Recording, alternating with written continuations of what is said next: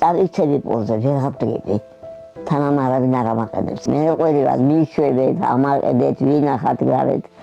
ზოგი თუ გაიგებს ამაყენებს, თუ არა და მთელი დღე აი ესე პოზე ვიჭიდე, არავინ არ ჩუნდა აკეთოს როგორ ახარ.